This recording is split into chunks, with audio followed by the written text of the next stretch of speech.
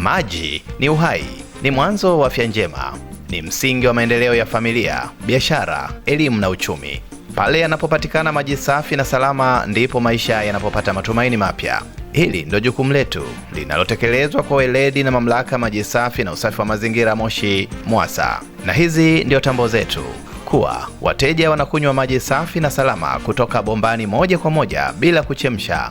Heko Mama Samia, heko Wizara ya Maji, heko MUWASA. Kwa kutambua kuwa idadi ya wakazi wa manispaa ya Moshi inaendelea kuongezeka kila siku, MUWASA inaendelea kuwekeza katika kuboresha vyanzo vya maji na miundombinu mbalimbali ya usambazaji wa maji ili kuhakikisha huduma inawafikia wananchi kwa ufanisi zaidi. Lengo ni moja tu, kuwahudumia wananchi kwa kiwango cha juu, huku huduma za maji zikitanuliwa hadi maeneo ya pembezoni ambayo nayo yanahitaji huduma sawa na maeneo katikati ya mji, kama anavyosimulia Mhandisi Innocent Lugodisha, mkurugenzi wa uzalishaji na usambazaji wa maji MUWASA. Hapa tulipo ni eneo linaitwa Coffee Curing. Sisi idara ya ufundi katika mamlaka ya maji na usafi wa mazingira Moshi tumesanifu mradi huu kwa kutumia wataalamu wa ndani. Mradi huu unalenga kugharimu jumla ya shilingi milioni 640 na tumeutenga katika awamu mbili. Awamu ya kwanza tumeanza na kupanua chanzo ambao ni takriban milioni 70 inatumika katika upanuzi wa chanzo hiki. Kitoke sasa uwezo wa mita za ujazo 750 kwenda mita za ujazo 3800.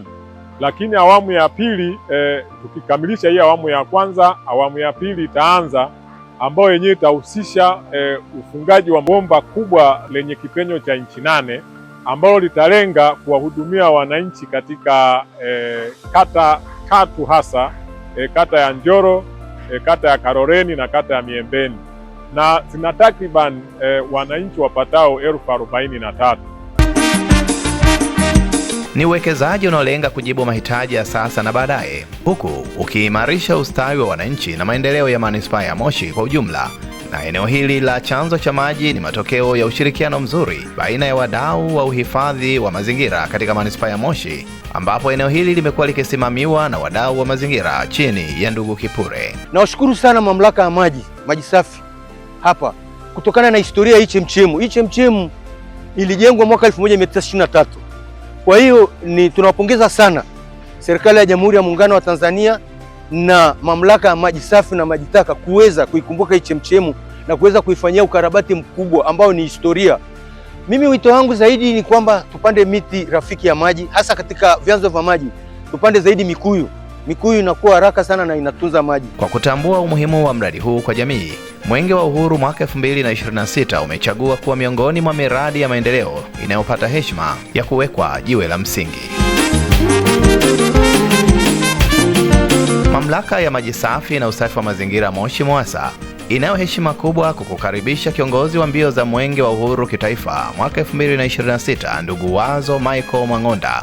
Utembelee, ukague, na ikikupendeza tunakusihi uweke jiwe la msingi la mradi wa upanuzi wa uboreshaji wa chanzo cha maji cha Coffee Curing. MUWASA, uwajibikaji, huduma bora endelevu.